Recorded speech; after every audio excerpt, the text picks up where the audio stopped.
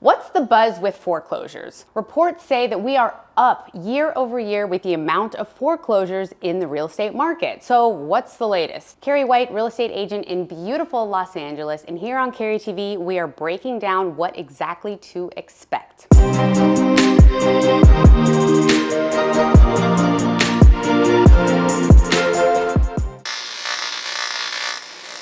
With the rapid shift that's happened in the housing market this year, of course, some people are speculating that we're destined for a repeat of the crash we saw in 2008. The truth is, there are many key differences between what's happening today and the bubble in the early 2000s. One of the reasons this isn't like the last time is the number of foreclosures in the market is much lower now. Even though it's higher than last year, it's still overall much lower. So here's a look at the top reasons why there won't be that wave of foreclosures flooding the market. Number one, not as many homeowners are in trouble this time. After the last housing crash, over 9 million households lost their homes due to a foreclosure. Very sad. Short sale or because they gave it back to the bank. This was in large part because of more relaxed lending standards where people could take out a mortgage they couldn't afford. The lending guidelines were basically non-existent. Stated income loans, no documents needed. Yikes, right? That doesn't sound like a good landscape. Those lending practices led to a wave of distressed properties which made their way into the market and caused home values to plummet.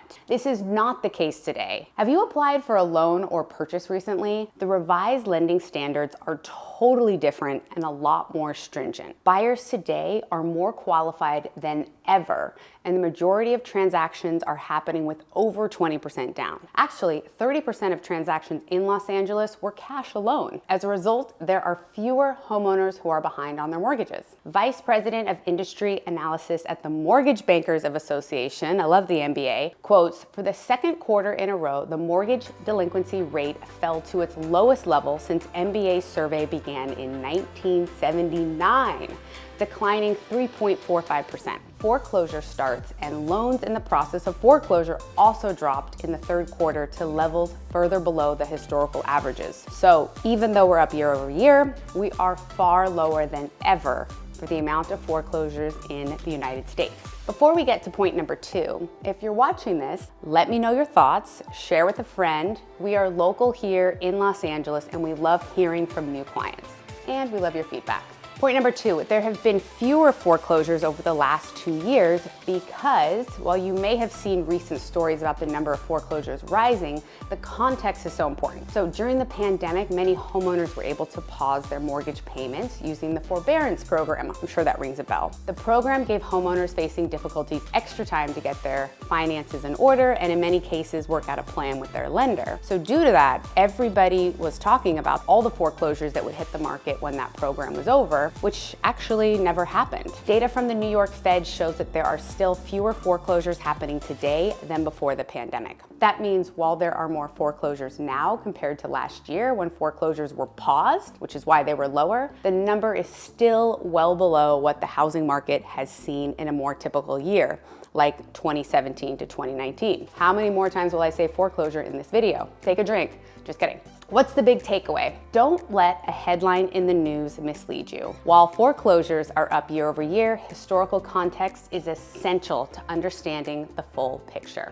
Point number three, homeowners now have much more equity to sell their home. Due to rapidly rising home prices over the last 2 years, the average homeowner has gained so much equity that if they needed to sell, they could easily put it on the market. Homeowners have high levels of tappable home equity today, providing a cushion to withstand potential price declines, but also prevent housing distress from turning into a foreclosure. The result will likely be more of a foreclosure trickle than a tsunami. Another recent quote reports only about 214,000 homeowners were facing possibly foreclosure in the second quarter of 2022, or just 0.4% of the 58 million outstanding mortgages in the US. Of those facing foreclosure, about 195,000 or 91% had at least some equity built up in their home. So that's almost everybody that has equity in their home, 91%, that's pretty high. Bottom line, if you see headlines about the increasing number of foreclosures today, remember context is very important. While it's true the number of foreclosures are higher than last year, foreclosures are still well below pre-pandemic years. Equity is also the highest we've ever seen in history. So if you have any other questions about this market or would like a free home evaluation or a buyer's guide, click the info below and we'd love to sit down, share what we have, and of course, talk with you. Thanks for watching Keri TV, and we will see you on the next episode.